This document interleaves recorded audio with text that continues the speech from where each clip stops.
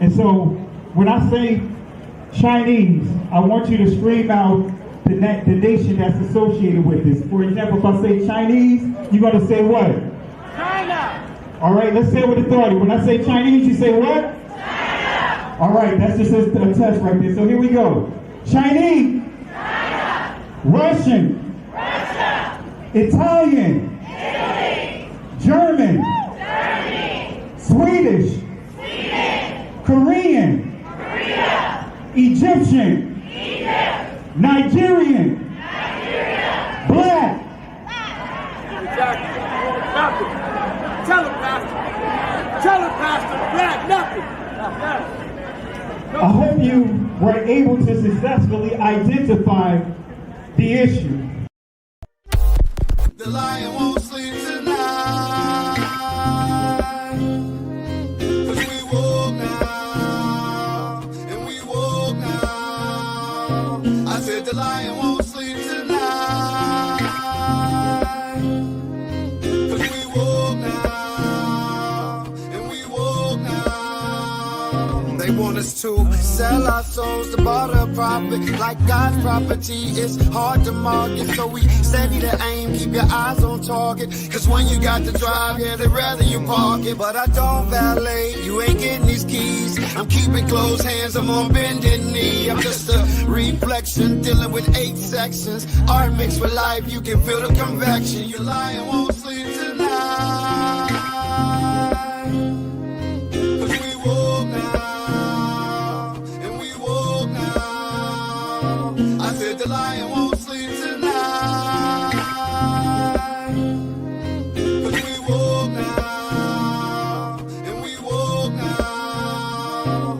I said the נתניהו. אחד הבעיה. אבל ניסית לך מזה. זה בחמת לחי. תפלאי ובשיר. באתי לבקש את זה. בכל העניינים. בזמן שישראל לאחרונה נמצאות מתקצו כמה עניינים. תפחו כמה. מה שרואה עוד, וגם אתה שעדיין משאיר ליבו. אז הייתה מה שהוא ומה ידיעתו. ועושים. הכנראה שהיא מספיק, כאילו שהיום כבר כמה שעות התבגר עדיין ליבו. אבל יש עוד כמה שעות, אז יש להשתדל גם היום, בבשורות טובות. יש שמחה וטוב ליבו. כדי שחסידים מקפידים שכל עניינים יהיו שמחה. בשורות טובות, הצלחה רבה.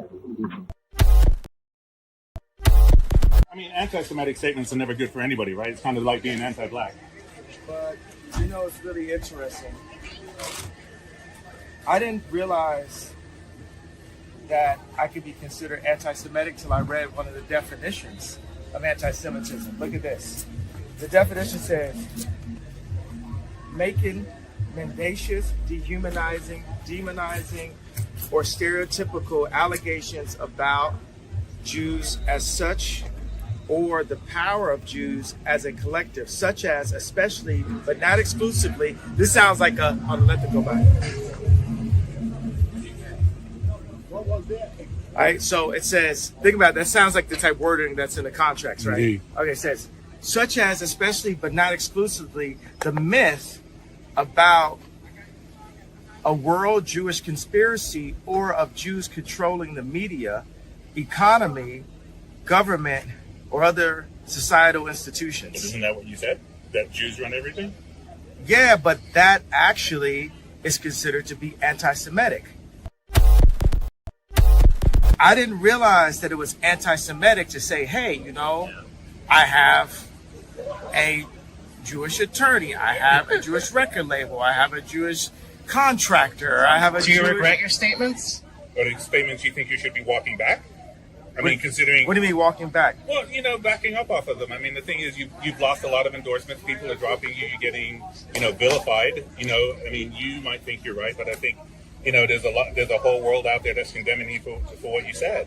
Okay, so this right here is a chart of Universal Studios, 20th Century Fox, ABC News, CBS, CBS News, Columbia Pictures, Warner Brothers, ESPN Sports, Fox News, Washington Post, Metro Goldwyn Mayer, MTV Music Television, Nickelodeon, USA Today, Wall Street Journal, Comedy Central, NBC Entertainment, Google, what else do we have?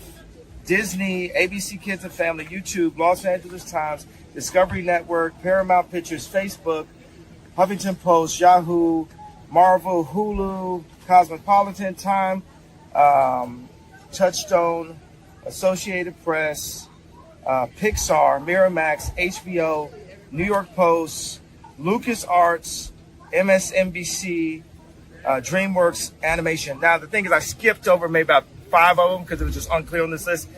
The red are the executives that are Jewish at these companies. To all my Jewish friends, my Jewish brothers and sisters, stand tall. Stand tall. Do not let this fear, this sadness, this anxiety, and this dread overwhelm you. Draw strength from your family, from your friends, from your ancestors, and the worldwide bond that we share that has always put the battery in your back. We're used to being looked at as different because that's what we are. We are different, and that's a good thing. I know that Jews are looked at as weak, but we're stronger than you can imagine. That's why you hurl propaganda. We control all the money. We control the media because it's plausible. It's plausible because we're just that good. Smart, compassionate, moral, and strong people. And we need to stand taller than ever against all those sick, dumb, uneducated black tar in their blood who hate Jews because they ain't. You hate us because you ain't us. And secondly, we're going to have to use the tools of battle. You know, the weapons change over time. You can't fight today with swords. That doesn't work very well, okay? And you can't fight with cavalry. That doesn't work very well. And you have these new things, you know, like drones, things like that. I won't get into that. But we have to fight with the weapons that apply to the battlefields in which we're engaged. And the most important ones are the social media. And the most important purchase that is going on right now is followers. TikTok. TikTok. Number one. And I hope it goes through because it can be consequential. And the other one, what's the other one that's most important? X. X. Exactly. Very good. And, you know, so we have to talk to Elon. He's not an enemy. He's a friend. We should talk to him. Now, if we can get those two things, we get a lot. And I could go on other things, but that's not the point right now. We have to fight the fight, okay? To give direction to the Jewish people and give direction to our non-Jewish friends or those who could be our Jewish our friends. Are we going to succeed with everyone? No. Will there be a strong counterpoint? Yes. The largest ever U.S. delegation to Israel just took place. 250 state legislators from all 50 states arrived Monday for an event called 50 States, One Israel. They planted 50 trees at a site of the October 7th attacks and met with Israeli leaders. Netanyahu's office called it the biggest bipartisan visit of American lawmakers to Israel. Foreign Minister Gideon Sa'ar urged them to push anti-BDS laws in their states, which are meant to discourage boycotts of Israel. So far, 38 states have already adopted such measures. Sa'ar described BDS as part of a coordinated global effort against Israel, saying the best response has been anti-BDS legislation. But the trip's timing sparked controversy. The very next day, the UN ruled for the first time that Israel is committing genocide in Gaza, while Israel relaunched its ground invasion of Gaza City. And despite its scale and timing, this massive visit has barely been covered by international media. Only local Israeli outlets reported on it, leaving many to question why such a major event went largely unnoticed. Before I let you go, I want you to address one thing, and it's just the absurdity of it. Some of the internet rumors that somehow Israel is behind the Charlie Kirk murder, and I don't believe it for 1 second, but I want you to make a statement. It's so absurd. That's insane. That's insane.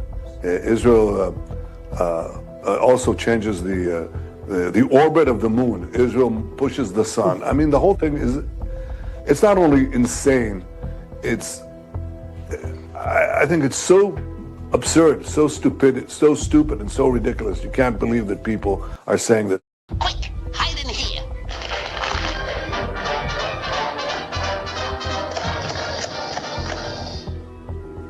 Now don't move until I tell you to. All right, open up. This is the police. All right, where's Rocky? Where is he hiding? He's not in the stove. Whoa, he's hiding in that stove, eh? Now look, would I turn on this gas if my friend Rocky was in there? You might, Rabbit, you might. Well, would I throw a lighted match in there if my friend was in there? Well, all right, Rabbit, you've convinced me. This story begins in October 1949, 1 year after Israel's formation. This is when Netanyahu was born, the second child of a historian. His paternal grandfather was a rabbi and a Zionist writer. His name was Nathan Milikowski. Later in life, he Hebraized his surname from Milikowski to Netanyahu, a name which means God has given. This is Yair Netanyahu's DNA test that has been leaked. You can see right there his Y DNA is RM198. Descendants of RM198 come from Poland, Russia, Germany, and other European countries. Does this look Semitic to you? Does this look Middle Eastern? There are Ashkenazi Jews who are entirely European in their DNA. That's why you're not allowed to have a DNA test in Israel, because it will reveal that virtually none of them are Semitic, virtually none of them have any ancestral connection to the land. I was viciously assaulted by a manager in the BBC who had recently converted to Judaism. It's fine. I love all religions. But you can't say I've now converted to Judaism and therefore I have a right to go to the land of Palestine and live in the house of someone whose ancestors have been living in it for thousands of years. And you know what else, Jim? I just want to say this to our Christian friends, you know, just to call it as it is and say it straight out, you know, you guys are worshiping one Jew. That's a mistake. You should be worshiping every single one of us, because we all die for your sins every single day. And that's exactly what's going on here. Yeah. We're all God's firstborn, and we're dying for your sins right now because the Jewish people in the land of Israel are the bulwark against the orcs. Okay? The orcs are coming not to a theater near you, but to your home. We're going to take back our country, and we're going to make Israel great again, and we're going to make Israel great again, and we're going to make Israel great again. We're going to make America great again. We're going to make them both great again, greater than ever before. You can convert to Judaism. You can't convert to a blood family. You cannot convert to a race. Judaism is a religion. That's all it is. Judaism is a religion. That's all it is. Judaism is a religion. That's all it is. The religion created the Jewish people. The definition of a Jewish person is somebody who is transformed by receiving the Torah. That's what the Zionists did, except instead of a baseball team, they went to try to convince the Jews that the Jewish people are a nation, like France and like Spain. We'll get a land, that's Israel, that's our stadium. We'll get baseball bats and balls, we'll create a language. They sat down to create a language because nations need languages. They sat down to create a language because nations need languages. They sat down to create a language. They sat down to create a language. They sat down to create a language. Genesis chapter 11 verse 10 explains the genealogy of Shem. Shem was a black man in Africa. If you repeat this fact, they can't laugh at you. If you repeat this fact, they can't laugh at you. If you repeat this fact, they can't laugh at you. Some blessings to everyone. Hope and pray that all is well. Hope you guys had a great day. Hope you had a great feast in terms of celebrating tabernacles. Well, I'm not going to, keep you guys too long. I want to get straight into the lesson here. Just a thought here, something that really transpired. You guys already familiar with the current events, the current news about the ceasefire, that's taken place over in Israel. And there's a lot to unpack, but I just thought I'd touch on some of that tonight, and we can further our discussion on that later this week. But ceasefire, dark sentences.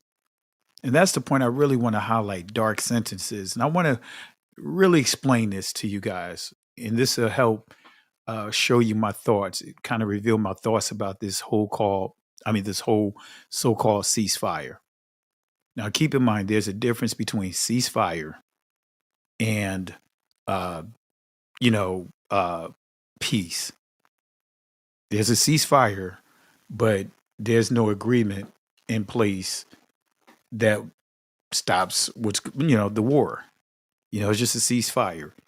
But anyway, I want to talk about that. I want to use some prophecy and let the prophecy speak for itself.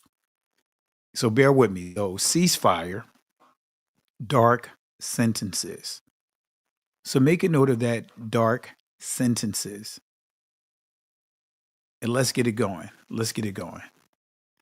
Let me see who's in the chat before we get going. Not sure if my cousin Benaiah is in the chat, but I'm going to drop this line here.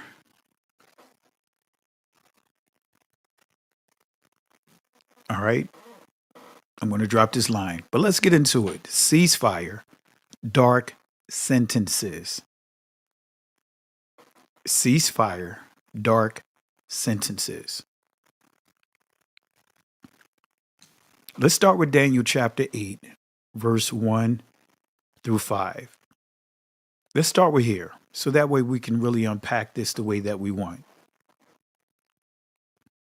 It reads, in the 3rd year of the reign of King Belshazzar, a vision, Chazawan, appeared unto me, even unto me, Daniel, Danayal, after that which appeared unto me at first.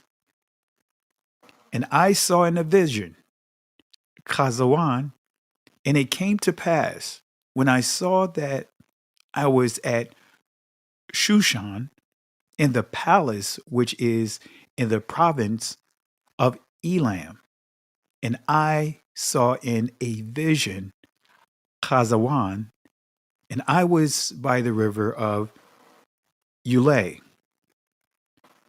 Then I lifted up mine eyes, Ion, and saw, and behold, there stood before the river a ram, which had 2 horns, Quaran Yam, and the 2 horns, Quaran Yam, were high, but one was higher than the other, and the higher came up last. I saw the ram pushing westward, and northward, and southward,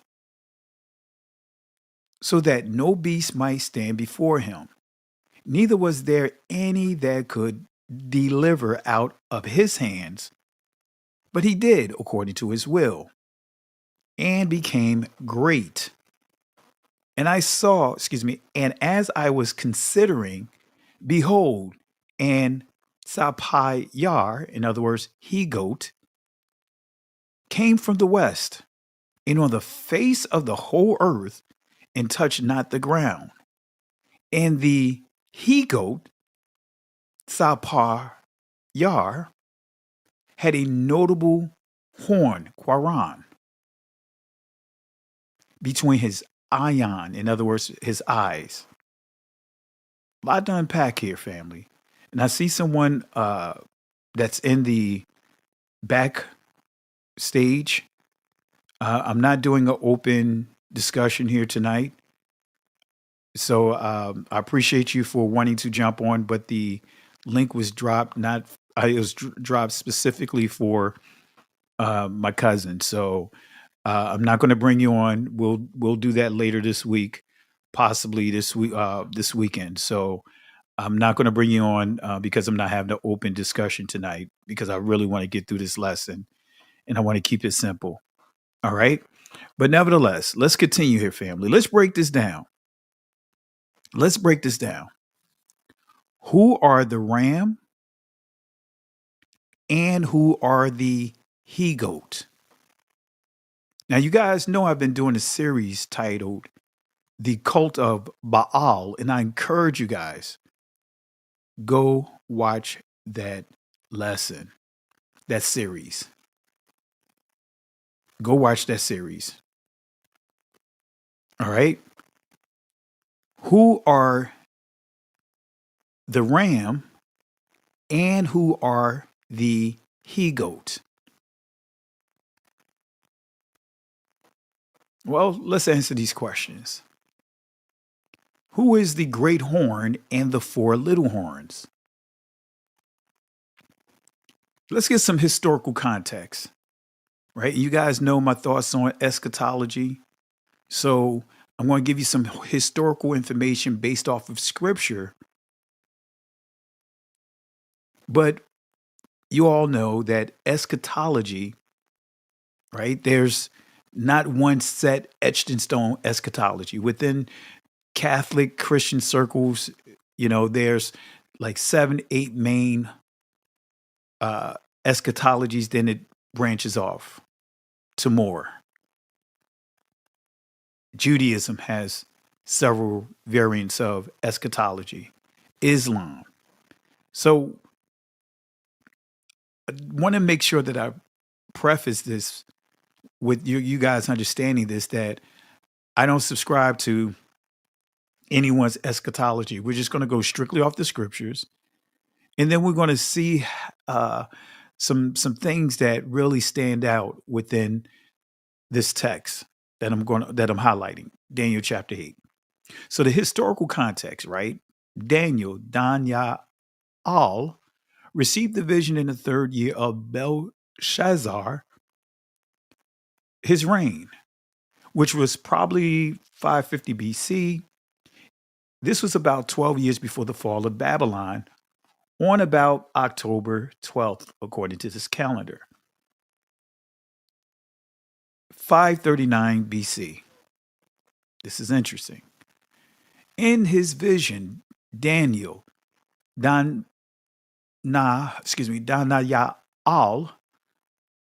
saw himself at the fortress of Susa, or Shushan, standing by the Ulai River, a canal that had been built to provide water for the fortress city.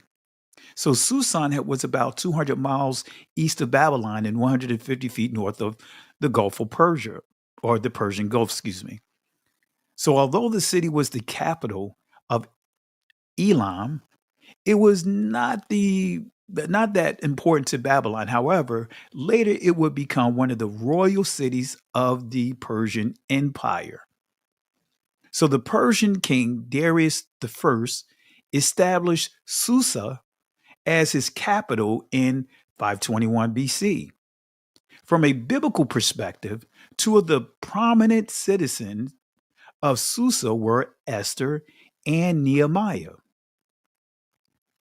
So who is the ram? So I'm just building this up here, family. Who is the ram?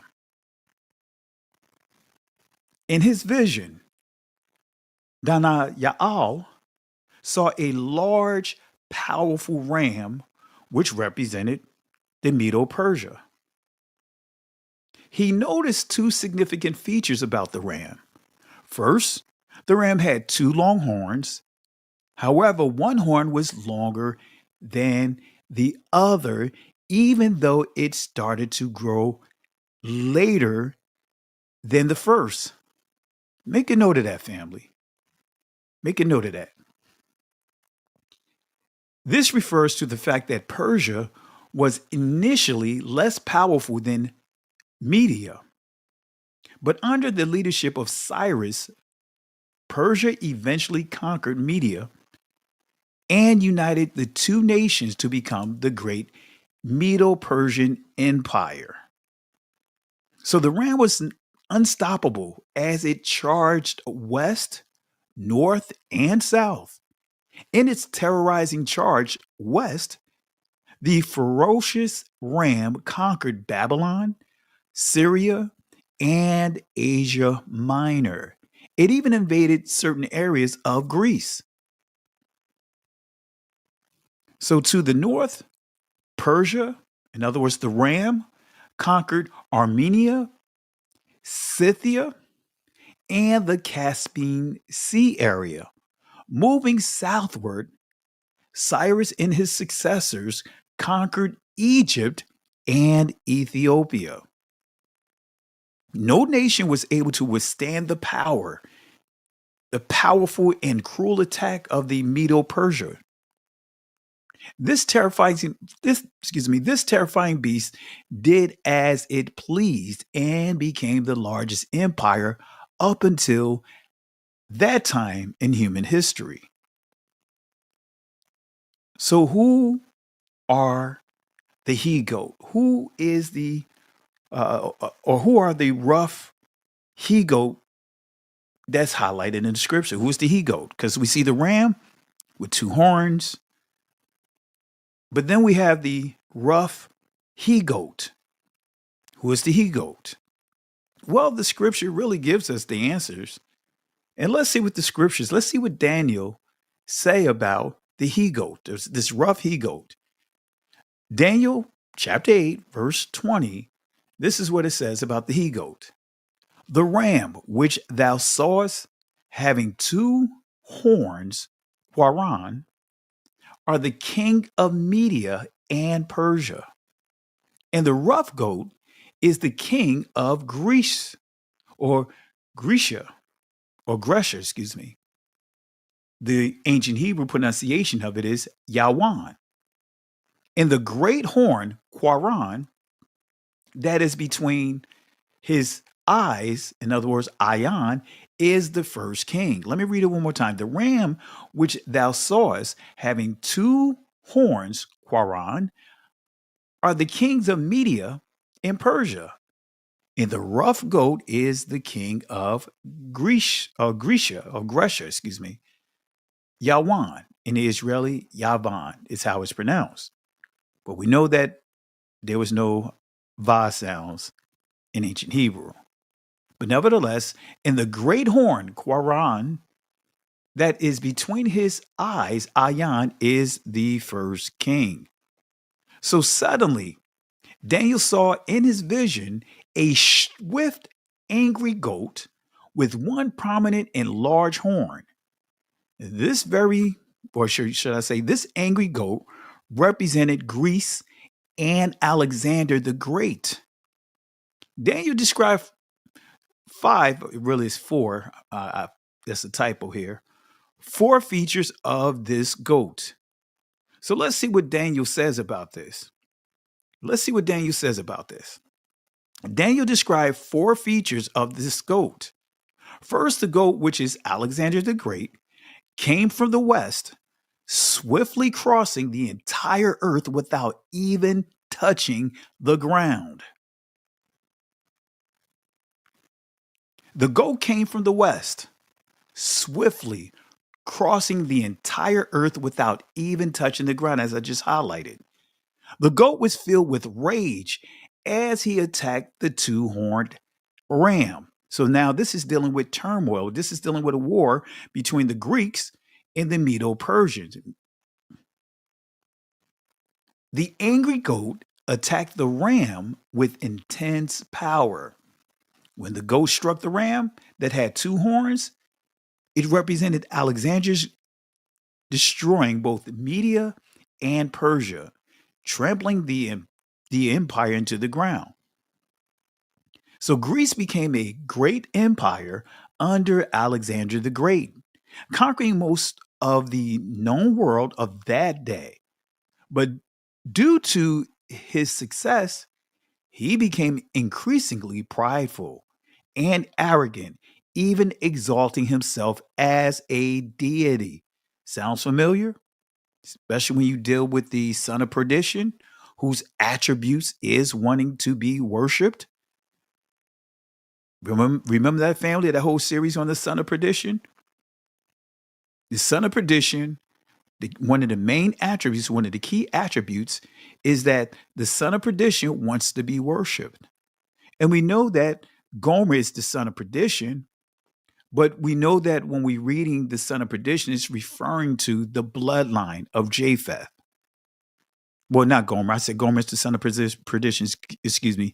Japheth is the son of perdition.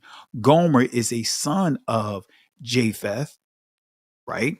And Gomer is the father of the Ashkenaz.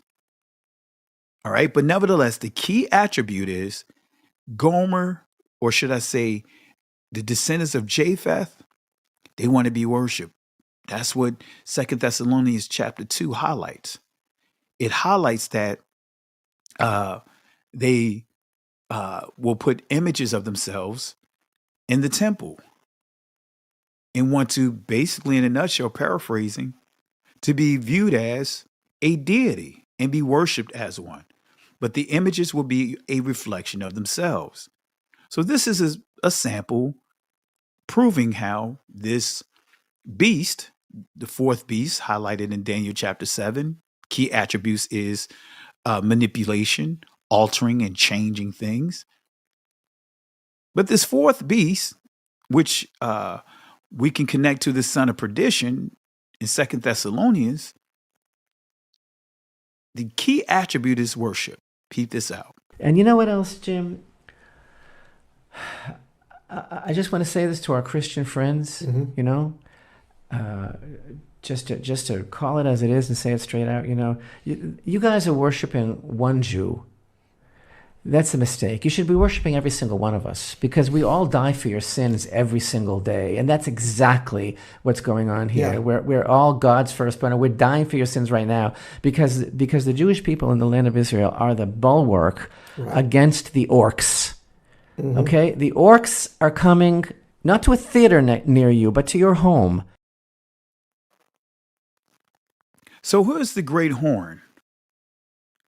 Right? And as you see, the attributes, the key attributes is wanting to be worshiped, right? Wanting to be worshiped. Who is this great horn? Who is this great horn? And who are the four little horns? Now, we're not going to get into the little horns, but I just want to really deal with the great horn. And you can kind of understand who the four little horns is or who they extend from. But let's deal with this great horn. Let's deal with this great horn. Let's break this stuff down.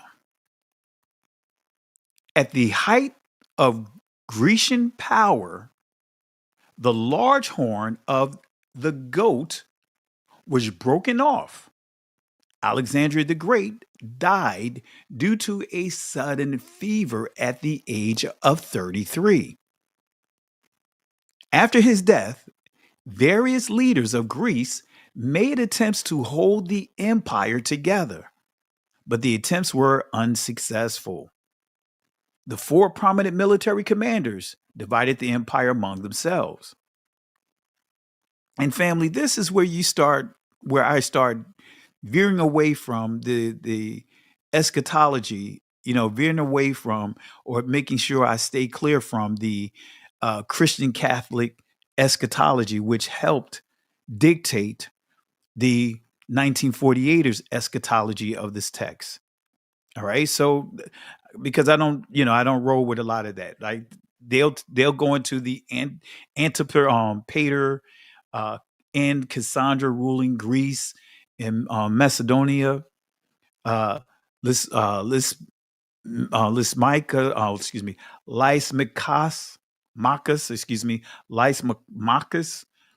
excuse me if I butcher the name, ruled Thrace in Asia Minor.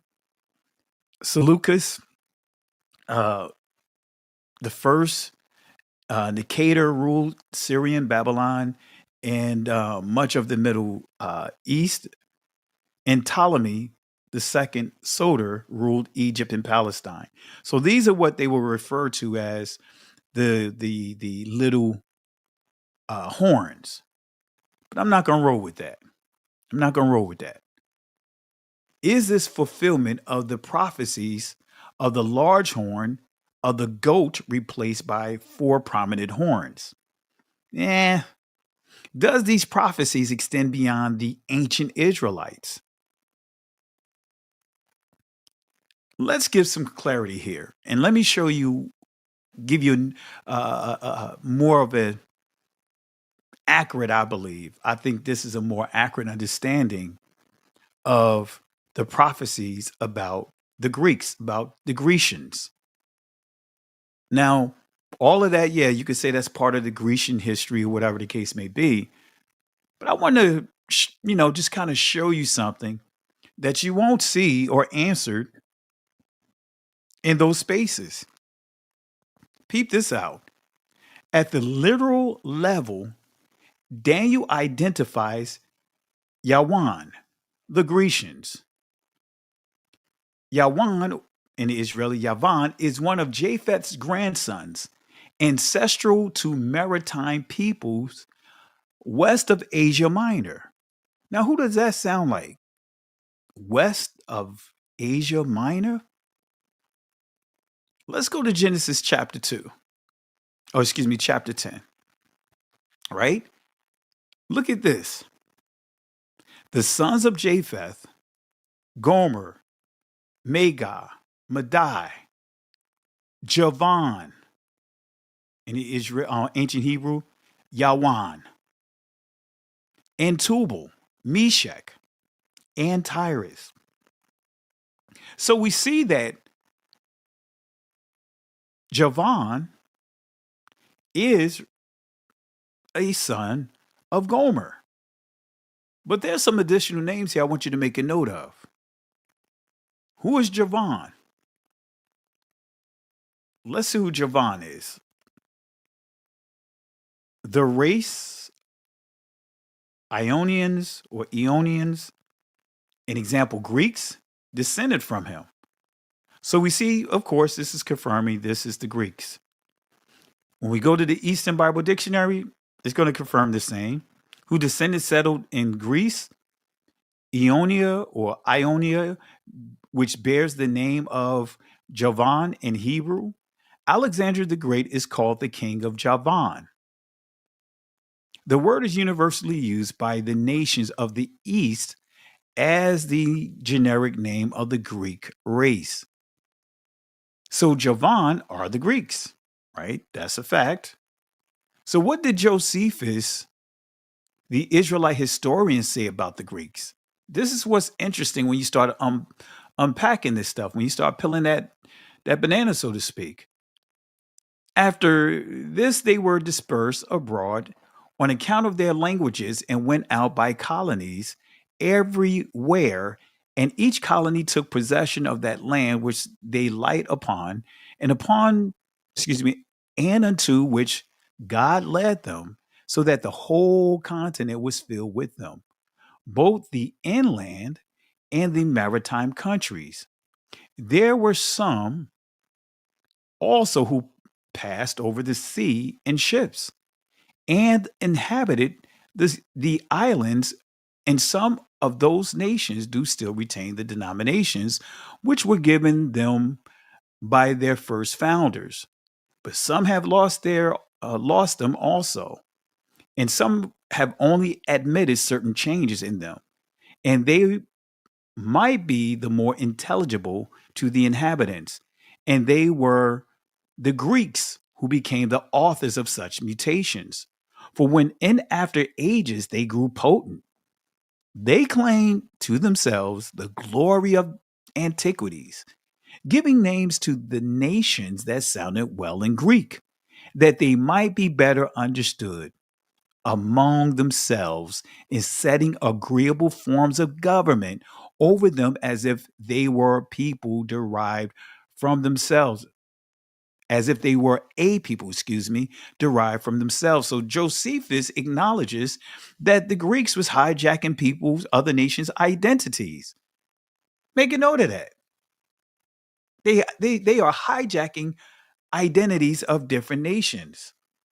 So again, setting agreeable forms of government over them as if they were a people derived from themselves.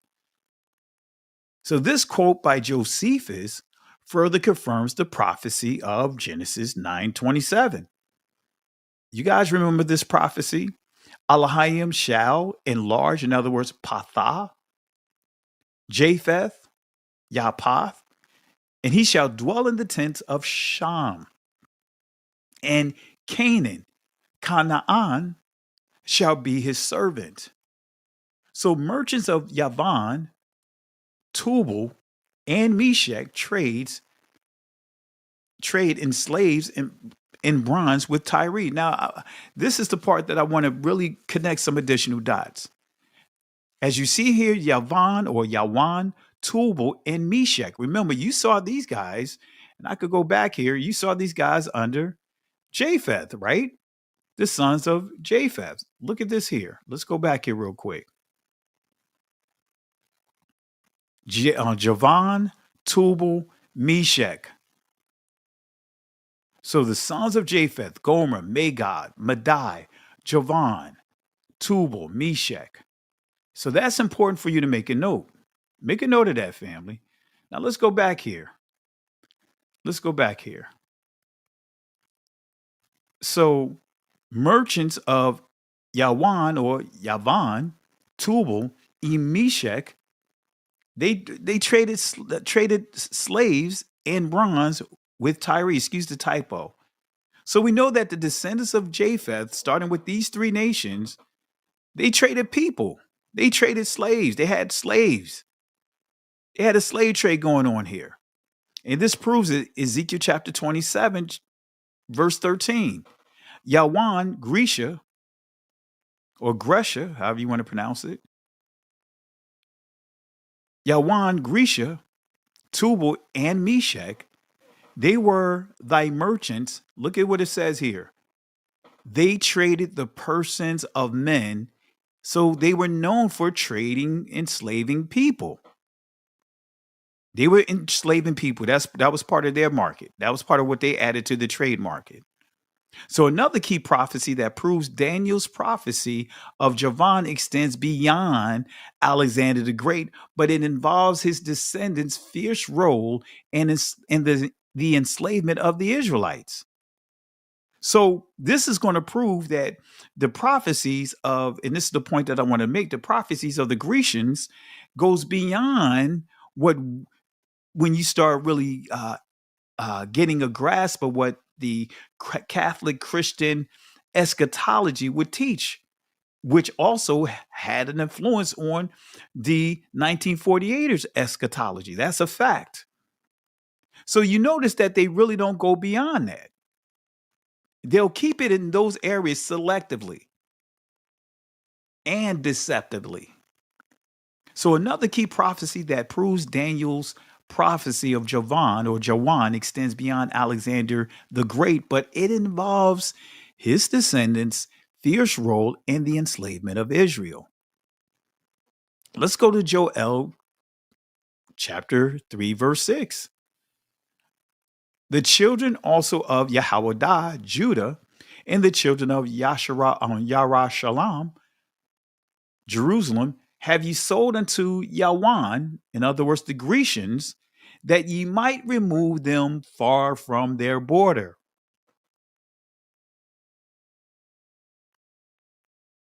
Right? So you see that the Grecians, you see this prophecy extends beyond the prophecies that you saw in Daniel.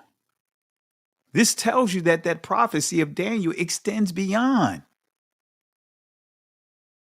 This tells you that this is dealing with what? Slavery.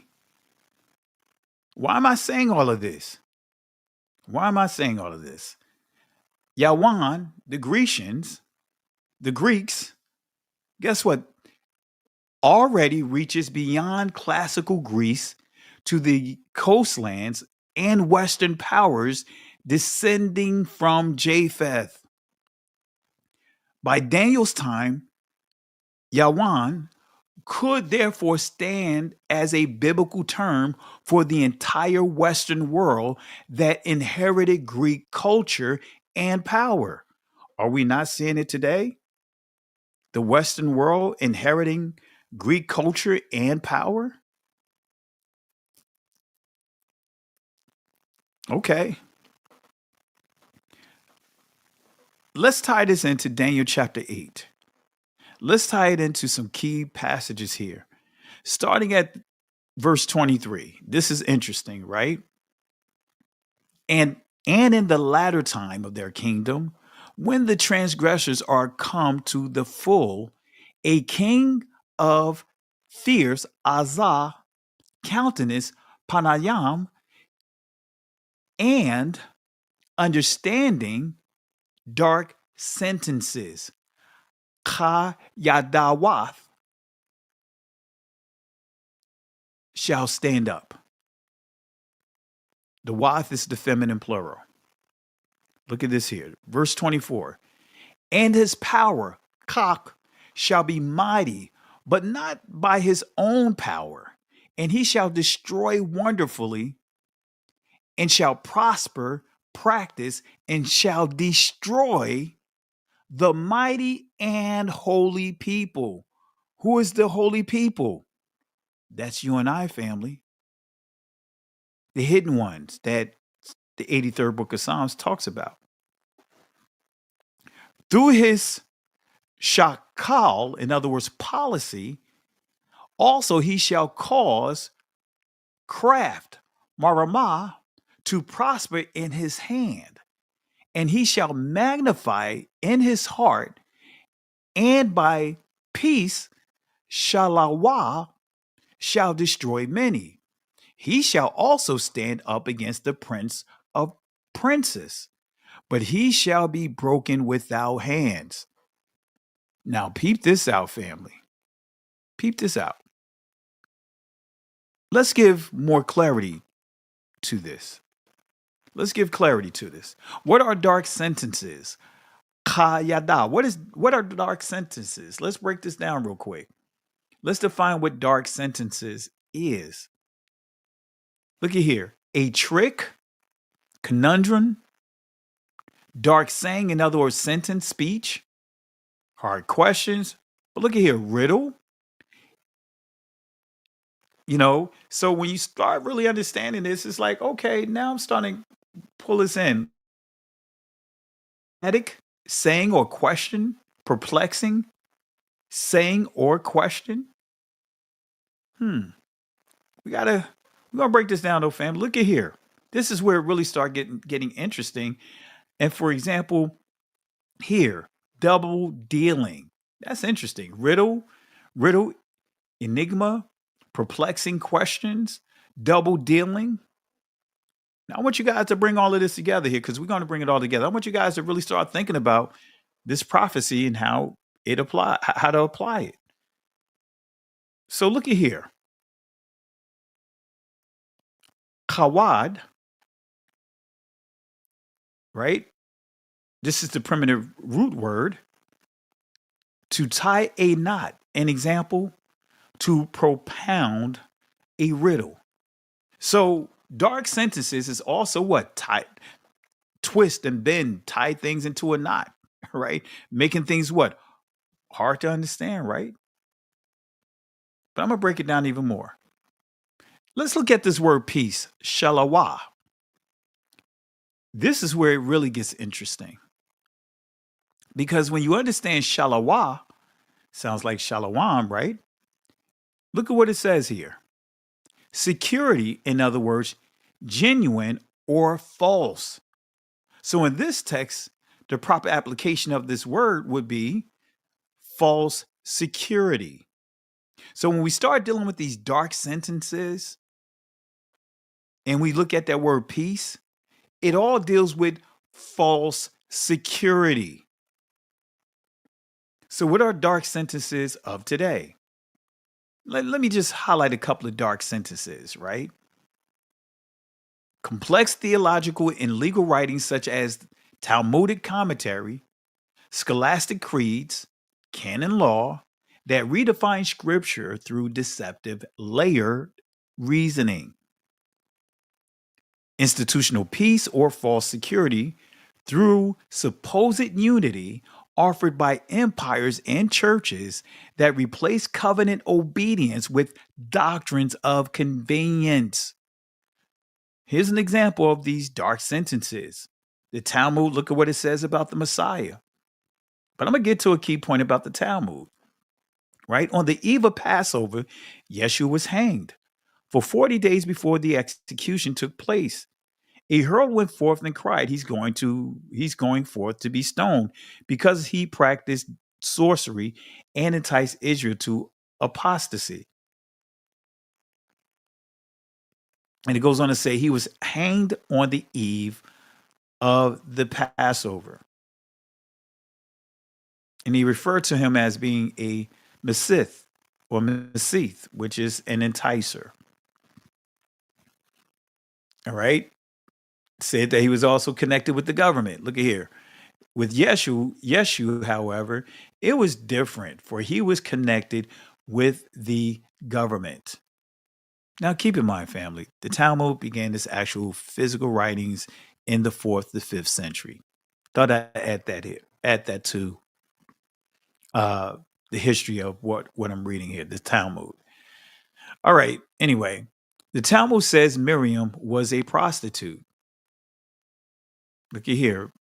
Sanhedrin 106a. Played the harlot with carpenters. And here they refer to the Messiah as Balaam. Okay. All right. Let's fast forward here, family. According to that Israel, Christ was raised from the dead through necromancy.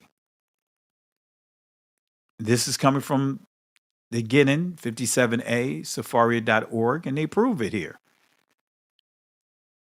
It says here, Anchleos then went and raised Jesus, the Nazarene, from the grave through necromancy.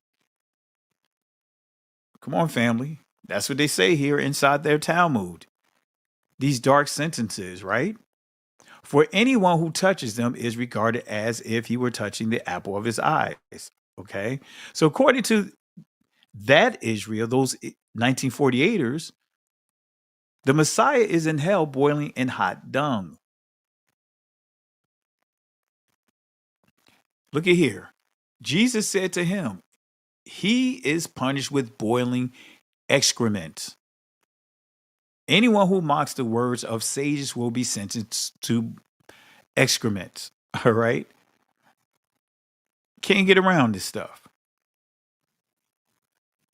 So what are dark sentences? Let me close this out with this final thought. Right? Sanhedrin 113a. This is in their Talmud that literally gives clarity, gives them the permission to break agreements. Let me say that again.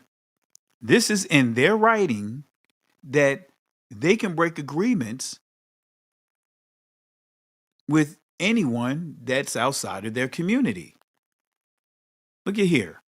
We suppose that the customs collector here to be a heathen publication, as it was taught, where a suit arises between an Israelite and a heathen. If you can justify the former according to the laws of Israel, justify him and say, this is our law. See, I didn't have time to put some video clips here because in a video that I did with the pedophilia sting that many of the 1948ers were busted in, you'll hear one of the 1948ers say, this is our law. Basically discouraging those that will go to the police officer, go to report them to law enforcement. And in the video, the person says, this is our law. So also, if you can justify him by the laws of the heathens, justify him and say to the other party, this is your law. But if this cannot be done, we use subterfuge, to circumvent him. So, family, they make it clear it's okay to break agreements. Is then the robbery of a heathen permissible? Again, what are the dark sentences? And we're going to wrap up with this. BBC, Trump's 20-point Gaza peace plan in full. And this is pretty interesting. We're not going to go through it all for the sake of time, and I am tired. I could barely keep my eyes open. But this section right here, 9, is pretty interesting. We're going to go back to it, but I want to read 10 as well. A Trump economic development plan to rebuild and energize Gaza will be created by convening a panel of experts who have helped birth some of the thriving modern miracle cities in the Middle East. Many thoughtful investment proposals and exciting development ideas have been crafted by well-meaning international groups and will be considered to synthesize the security and governance frameworks to attract and facilitate these investments that will create jobs, opportunity, and hope for future Gaza. Now, this is the part that really got me here.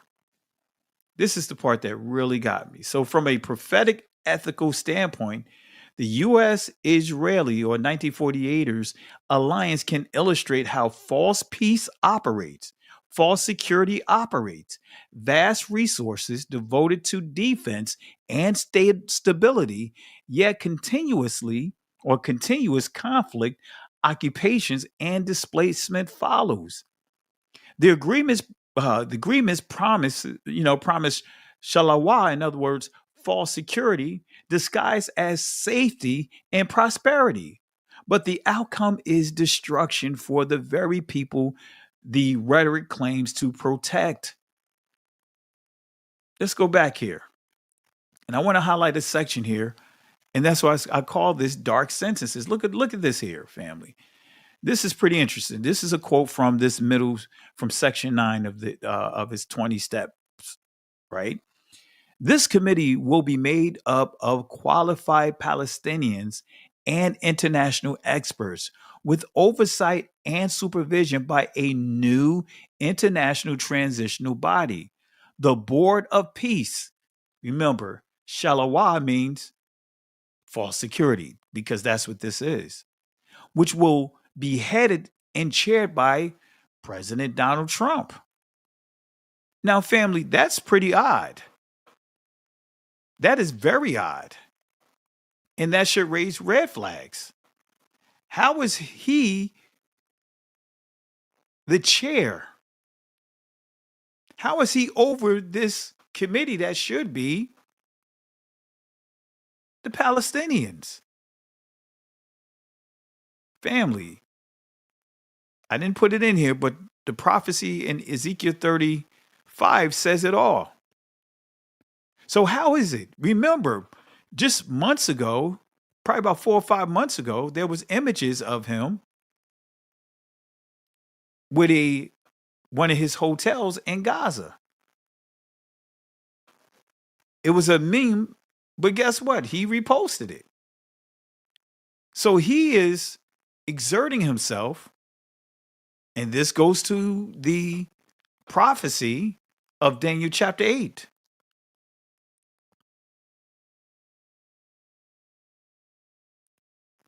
The Board of Peace, which will be headed and chaired by President Donald Trump.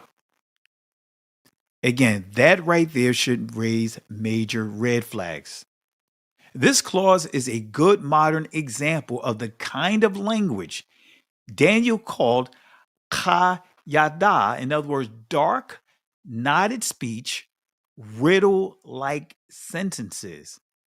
It packages a dense set of political aims inside soothing words that sound good. And we'll stop right here. There was plenty more I could have gone into, but I just thought I'd just touch on this briefly about these dark sentences. Family, that agreement is going to be broken. It's going to be broken.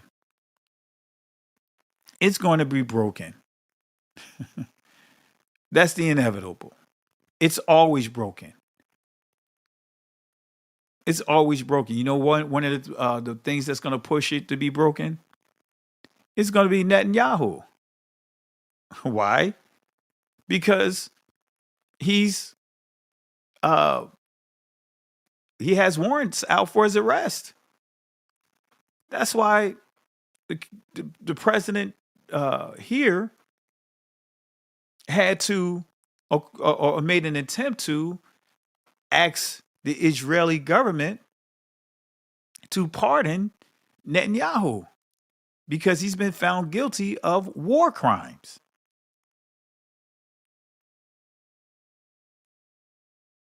Dark sentences, killing people through what is called the false sense of security. We got the front row seat to that, family. Let me go back to Daniel chapter 23 and we're going to wrap it up. I could barely keep my eyes open. Let's go back here to Daniel. Look at here. Even though my slides is beat down, matter of fact, let me fix it on the fly here before I forget. All right. And we're going to read Daniel one more time. And then we'll do more of a detailed discussion on this. Let me fix this real quick. All right. Bear with me 1 second. Because my slides are always jacked up right now. So let me fix it.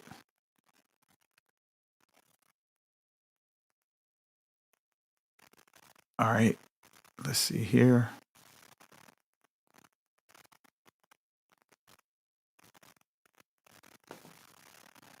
All right. And let me fix this one. And let me read it one more time. All right, this should be better. All right, so I had to use this as an opportunity to fix this slide. All right, so look at how it reads. And in the latter time of their kingdom, when the transgressors are come to full, a king of fierce Azad countenance, in understanding, Kayadawath, dark sentences, shall stand up. Right? Confusing, riddle-like sentences. Doesn't he talk with the riddle? Doesn't the current commander-in-chief speak as if he's telling riddles? And his power shall be mighty, but not his own power. And he shall destroy wonderfully, and shall prosper and practice, and shall destroy the mighty and the holy people. This is Israel, the true Israelites. But again, verse 25, and through his policies also he shall cause craft to prosper in his hand, and he shall magnify himself in his heart. What has, especially when we start dealing with this horn, so to speak, he's been prospering in every kind of way. He makes Richard Nixon look like a church boy with all the things that he's done. His son just participated in insider trader and made like $190 million in one day off of Bitcoin. 180 or 90 million. He made almost 200 million, almost $250 million in one day. because of an announcement that was made by the current commander-in-chief, his father, about the terrorists with China, which forced the market, the digital coin market, to drop. You can't make this up, family. So he shall magnify himself in his heart. What prize do he want? What is he pushing to be to achieve? What recognition is he seeking right now? What prize do he want right now? He's doing everything he can to put himself in a position to get what prize? Think about it. Think about it. To prosper in his hand. He's made over $3 billion since he returned to the presidency. $3 billion. Ain't gonna have a base, a Air Force base for Qatar in this country. You cannot make this stuff up. But it says he shall magnify himself in his heart, and by shalawa, in other words, false security, he's going to destroy so many because of false security. He shall also stand up against the prince of princes, but he shall be broken without hand. Family, that's the key. No matter what he's doing, no matter what they are doing, guess what? You're going to lose. But he shall be broken without hand. Life or death and life is in the power of the tongue. We, as being the northern kingdom and the southern kingdom, the two sticks that Revelation chapter 11 speaks on, we have the power to speak pestilence into existence. That's the word.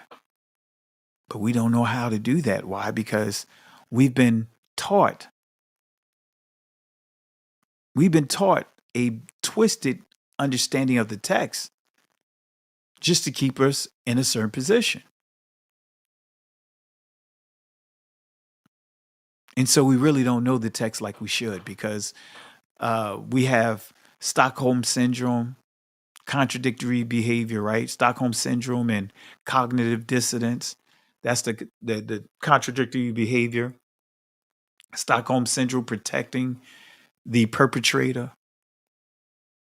Her behavior, just going with the flow, don't have any sense of confidence to be able to stand on this truth, whether you have people backing you up or not. But these are all the things that we see happening at the expense of this person. This is why we cannot, or this belief system, these systems of men, because this is why we don't have the confidence to understand we can speak certain things. We can speak judgments into existence. But anyway, family, let's stop right here. Let's stop right here.